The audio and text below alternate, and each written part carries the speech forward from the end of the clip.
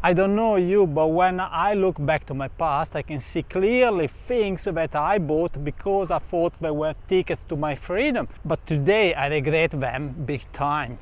Let's start with a bit of a classic, the boat. Why did I buy the boat? I don't know. What for sure I know is that the best days with a boat are two: the day you buy and the day you sell it. Well, I live next to the beach, there is plenty of sailing going on, so I thought it was a good idea. In fact, we were in a group of friends and we bought it, and actually we enjoyed so much at the start. We were going out almost every single day at the start, and then every single week, and then every single month, and then every single quarter. Well, you can see the pattern there. We were using the boat less and less. And what increased was the maintenance of the boat.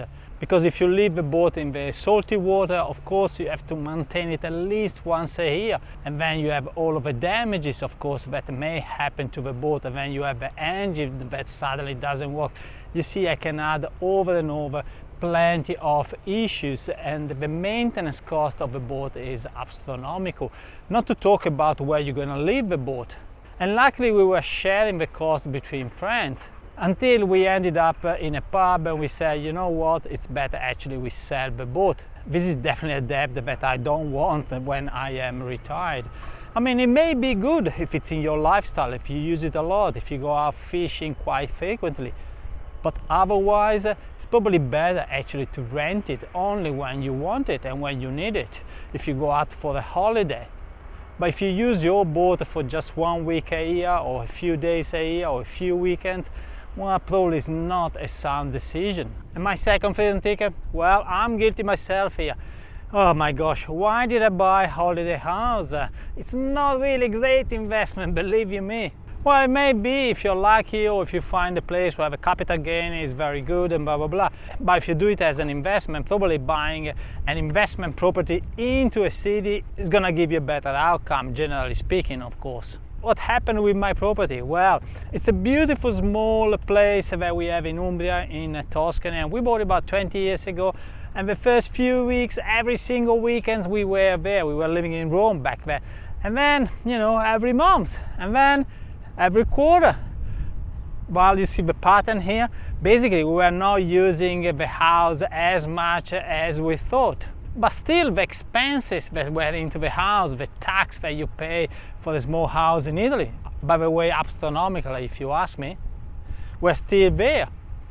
Honestly, it's much better to have an Airbnb for the time that you are on holiday than buying the property and maintaining. And if you think that you can actually rent it, well, that's the trick. If I buy a property, I love to give a personal touch. But if you put it on Airbnb, you have to give an Airbnb touch. You can't keep your things really into the house. So once again, it's more of an investment than a holiday property. And the same can be said also if you go on time sharing. I stop here, don't do it. 99 out of 100 is a waste of money and waste of time too, because you can't use it when you want and blah blah blah blah blah. I'm sure you know many stories about that.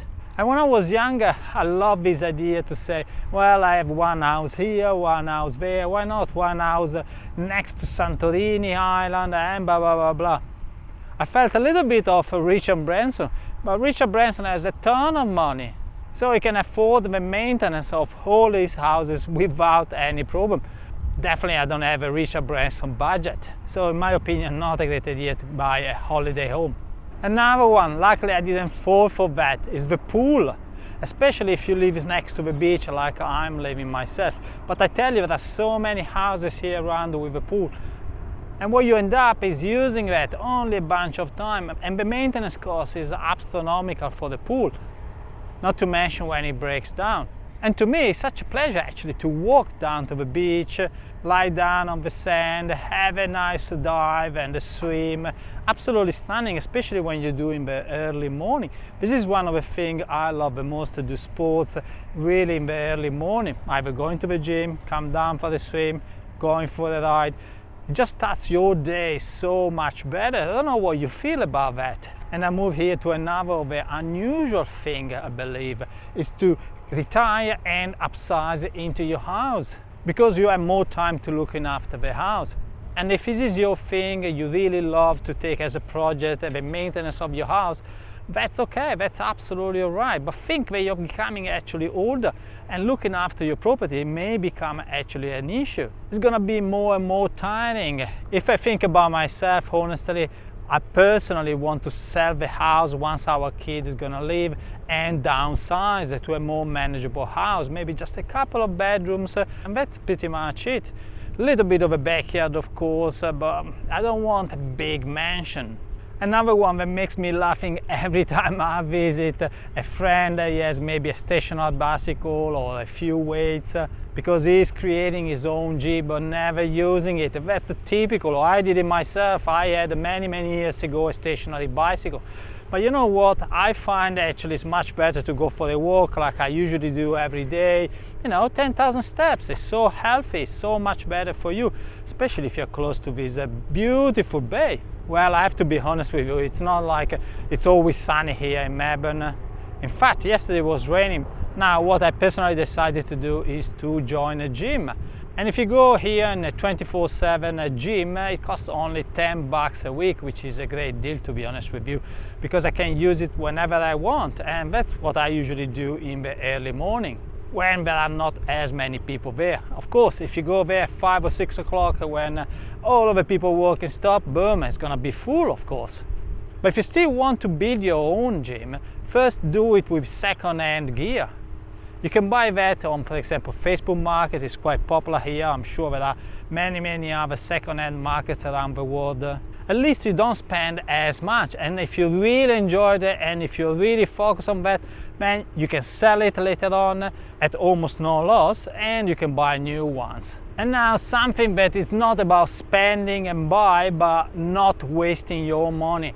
Avoid going to the casino, avoid betting on horses, avoid all of these things that on long term you're gonna lose your money. There is no way you're gonna win. It's just a matter of fact. For one winner, there are thousands of losers.